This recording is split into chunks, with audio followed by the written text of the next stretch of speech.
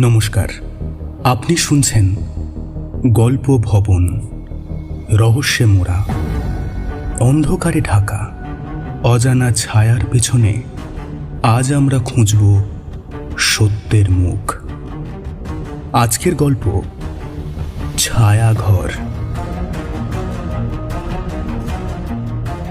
গল্পটি সম্পূর্ণ কাল্পনিক, তবে এর প্রতিটি মুহূর্ত আপনাকে টেনে নিয়ে যাবে এক রহস্যময় জগতে।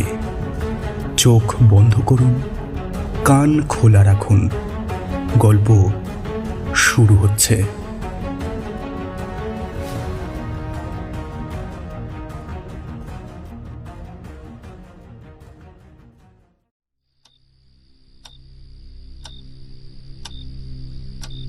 উনিশশো ৬২ সালের কলকাতা, বসন্তকাল। এক সন্ধ্যায় আমি এবং ব্যোমকেশ বসে আছি আমাদের বালিগঞ্জের ফ্ল্যাটে। চা খেতে খেতে হঠাৎই শুনতে পেলাম দরজায় কড়া নাড়ার শব্দ।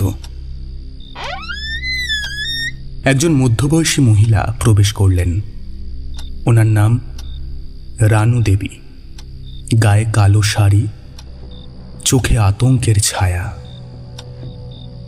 আমার স্বামীর মৃত্যু হয়েছে 2 মাস আগে।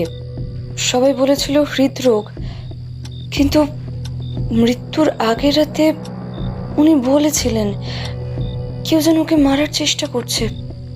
আমি জানি ব্যোমকেশ বাবু, এটা স্বাভাবিক মৃত্যু না। ব্যোমকেশ বলল, স্বামীর নাম কি ছিল? ডক্টর হিমাংশু রায়।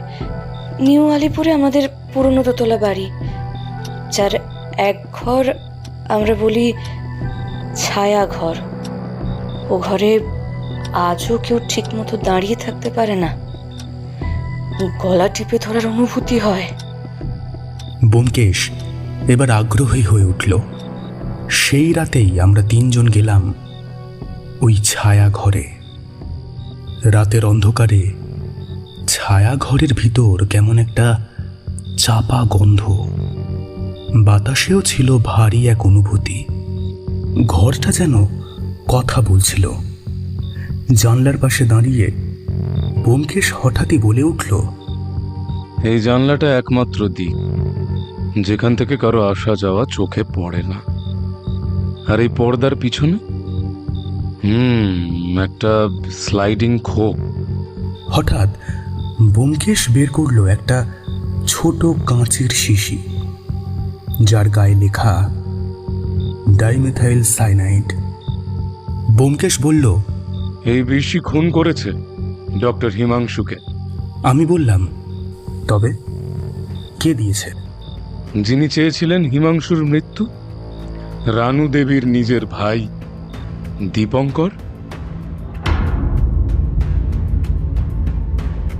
ডক্টর হিমাংশু একটি গবেষণার মাধ্যমে কোটি টাকার ওষুধের সূত্র আবিষ্কার করেছিলেন, যা দীপঙ্করের লোভের কারণ হয়ে দাঁড়ায়।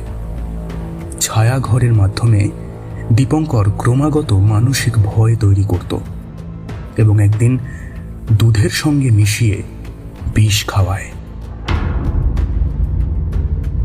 ব্যোমকেশ পুলিশের সামনে সমস্ত প্রমাণ তুলে ধরল। দীপঙ্কর গ্রেফতার হল। রানু দেবী বললেন, আপনি না থাকলে আমি আজও জানতাম না সত্যিটা।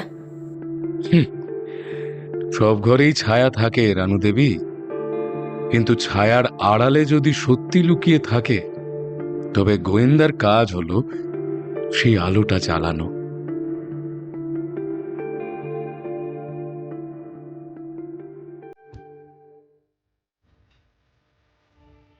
আপনি শুনলেন গল্প ভবনের আজকের রহস্য কথা, ছায়াঘর।